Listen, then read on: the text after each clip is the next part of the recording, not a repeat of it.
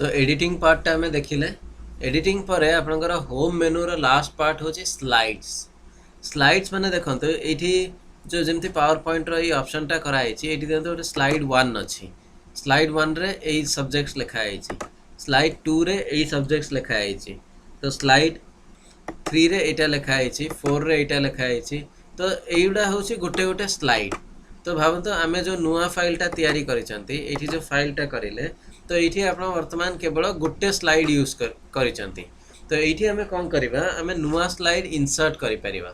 तो नुआ स्लाइड रे जदि मु डायरेक्टली ये ऊपर क्लिक कर दोची तो कंप्यूटर गोटे ब्लैंक स्लाइड ऑटोमेटिकली तैयारी करदेला।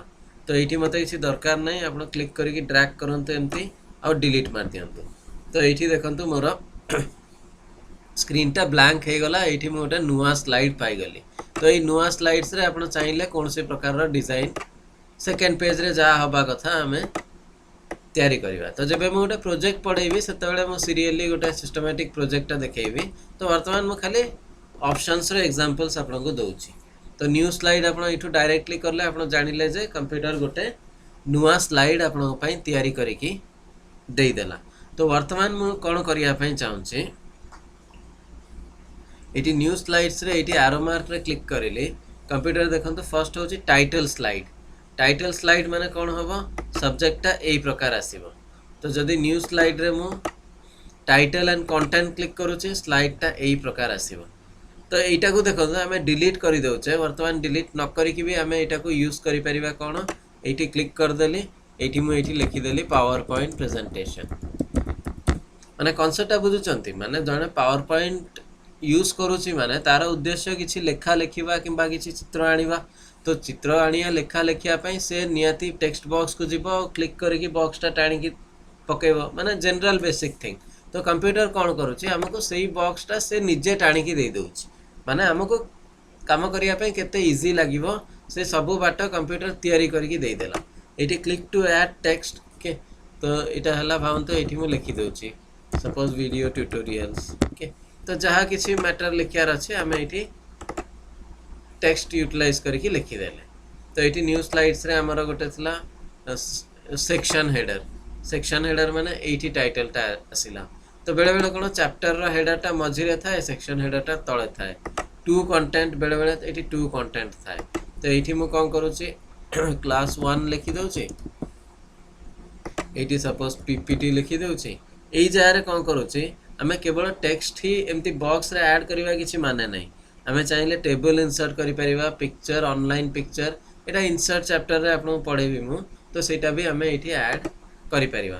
तो कंप्यूटर कौन करुच्ची गोटे लेआउट सेक्शन आपको तैयारी करके दे दउची सो दैट आपन बहुत इजी हम प्लेस करने। यहाँ देखो कंटेंट विथ कैप्शन माने केते जिनस कंप्यूटर आपन करके देदेला। ये बॉक्स ये बॉक्स ये बॉक्स ये चित्र आप केवल क्लिक करके डाटाटा ऐड करिया को पड़ो। तो यहाँ हूँ आमर न्यू स्लाइड तैयारी करवा। तापर आसी डुप्लिकेट सिलेक्टेड स्टाइल्स। बेले बेले कौन हुए मोर ये पेज 2 रे जो भाया स्लाइड अच्छी मु चाहूँगी ठीक ये आउ गोटे डुप्लिकेट स्लाइडटा तैयारी हो जाऊ।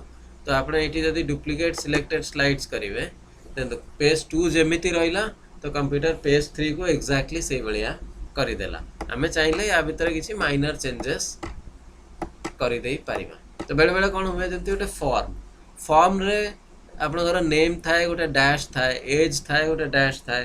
तो से भावत आप जनकर ना लिखिदेले एज लिखिदेले। एबे चाहते आउ गोटे फॉर्म रे लिखापी केवल से पिलार ना और एजटा चेंज हो, बाकी सब डिजाइन सेम रहिबो। तो सही जगह जदि आप एमती डुप्लिकेट स्लाइड करदेवे ताले सब जिनस चेंज सेम रहीगला। गोटे फाइल गोटे पेजटा आउ गोटे पेज को भी कॉपी हो गला। आप खाली डिजाइनटा कि लेखाटा चेंज करदेले सब्जेक्टटा चेंज हो। तो ये हूँ आपनकर नुआ स्लाइड। तापर स्लाइड फ्रॉम आउटलाइन यहाँ को प्राय बहुत कम यूज करते, आम यहाँ पर डिस्कस करवा ओके। तो आउटलाइन है तापर रीयूज स्लाइड्स यहाँ पेज 2 अच्छी। इंसर्ट स्लाइड फ्रॉम बेले बेले कौन हुए यहाँ को एबे वर्तमान कहवाटा ठीक रही। तो जदि स्लाइड्स आप आउ को फाइल रे किसी करिसंती तो सही फाइलटा ब्राउज को जाइकी से फाइलटा को नहीं आसी पारिबे। सपोज मुझे JIT नार किसी फाइल्स थिला से थरे देखो ये 1 स्लाइडटा यूज होइछि। तो ताकू मैं ये क्लिक करिली सी देखो माने आउ गोटे पेज रो थिबा स्लाइडटा आसे कि एई जगह रे पेस्ट हो गला। तो यहाँ हूँ आपणकर रियूज स्लाइड रो मीनिंग्स बेले बेले कौन हुए मु आउ गोटे स्लाइड रू किसी जिनस आनिली आ मते खाली ये माइनस चेंजेस करार अच्छी यही जगह भावतु मत लिखार अच्छी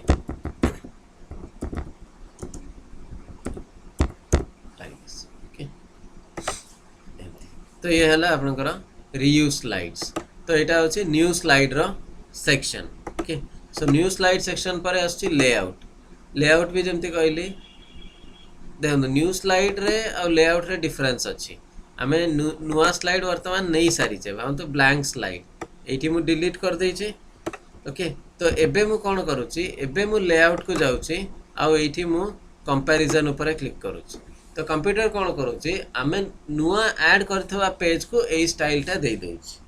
आगरे आमे कौन करथुले नुआ स्लाइड भी करूथुले ता सहित डिजाइन टा आनुथुले एठी कौन हला भावतु नुआ स्लाइड आनला बेले आपण भावतु बाय डिफॉल्ट ब्लैंक नहीं आसी परे आपको लगला नहीं ब्लैंक न दरकार थला लेआउट दरकार थला। तो सही जगह डिलीट करके आउ थे न्यू रे लेआउट न पकईकी आपण ये लेआउट को आसिकी कंपैरिजन चार्टा पकई दे पारिबे एठी जहाँ किसी लिखि दे पारिबे माने जेमती आपण डाटा रिक्वायर से अनुसार आपण एंटर कर दे गला।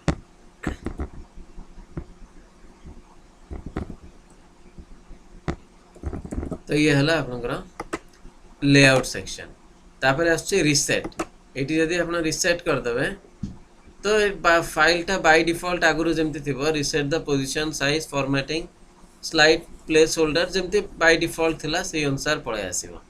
तापर section organize your slide into section एटी मु सेक्शन ऐड करि परिबी एटी मु सेक्शन ऐड करि परिबी एटा देखंतो एटा हला गोटे सेक्शन लाइक दिस। तो आपण जते चाहिए सेक्शन ऐड करि परिबे मु आउट सेक्शन ऐड करिली देन तो एठी आसी गला सी देन तो एठी अनटाइटल टा कोन एटा हला गोटे नुआ सेक्शन बेले बेले कोन हमर स्लाइड नंबर टा रहउची कोन 1 2 3 4 5 6 रहिला। तो आमे जबे सेक्शंस ऐड कर दोचे तो कंप्यूटर हम पई गोटे सुविधा कर दोचे एटा पार्ट वाइज डिवाइड कर देला। तो जेमती आमे कहले चैप्टर 1 रो एतिको पेजेस चैप्टर 2 रो एतिको पेजेस तो जन को कहिया पई सुविधा हबा जे हम पेज नंबर टा सेक्शन 3 रे अच्छी कि सेक्शन 4 रे अच्छी तो ये जिनसटा कहिया पई सुविधा हबा। आपण सेक्शन को एठी राइट क्लिक करके रीनेम भी करि परिबे। तो सपोज एटा को चैप्टर 2 दे दोची 2 दे दोची रीनेम कर दोची से देखो जेमती कहली नुआ नुआ जिनस माने नुआ नुआ एडवांस जिनस। तो एथरे बहुत सुविधा अछि जेमती मुझे सेक्शन ऊपर क्लिक करले कंप्यूटर सेक्शन रिलेटेड जिते पेजेस थिला सबको आपे आपे सिलेक्ट कर देला। तो यार भी उद्देश्य अच्छी आपण कॉपी करिकी पेस्ट करिया पई सुविधा अच्छी। तो विभिन्न प्रकार यूसेज सेक्शंस रो भी अच्छी। रिमूव सेक्शन सेक्शन टाको डिलीट कर दबो section and slide remove section माने कोन केवल सेक्शन डिलीट करिवो किंतु स्लाइड गुडा रहिवो। सेक्शन एंड स्लाइड माने जो सेक्शन सिलेक्ट करचंती तार सेक्शन स्लाइड दीटा का रिमूव हे जिवो। रिमूव ऑल सेक्शन सब सेक्शंस आपण डिलीट कर दे परिबे। Move section up move section down suppose मु चैप्टर 2 सेक्शन टा सिलेक्ट करेकी मूव सेक्शन अप कर देली एबे देखो चैप्टर 2 रो पेज टा आपे आपे ऊपर को पळेला चैप्टर 1 टा एठी तळ को पळे आसीला। तो बेले बेले एमती हुए हमें चाहिबा जे एई चैप्टर टा सेठी ऊपर न थाई कि तळे थाउ तो 5-6 टा सब्जेक्ट को एका सहित सिलेक्ट करके आनिबाटा टे कष्ट हबो। तो सेति पे एमती चैप्टर वाइज करिले बहुत सुविधा रे हुए। तो वर्तमान कोलैप सॉल्व कर देले देखो डिफॉल्ट सेक्शन रे एतिको पेजेस तापरे 1 चैप्टर 1 क्लिक करला माने केवल तार रिलेटेड पेजेस एठी तळ को एक्सपैंड हबो। तो एटा बहुत माने गोटे फोल्डर टाइप रो जिनसटा जेतु करा हे गला तो आपन पई बहुत इजी हबो ऑर्गेनाइज करके वर्क करिया पई। तो ये होची आपनर टोटल स्लाइड सेक्शन। तो एटा हमें कवर करले टोटल होम मेनू आपन एटा को भलो से प्रैक्टिस करंतु। नेक्स्ट पार्ट रे हमें इंसर्ट रु आरंभ करियो।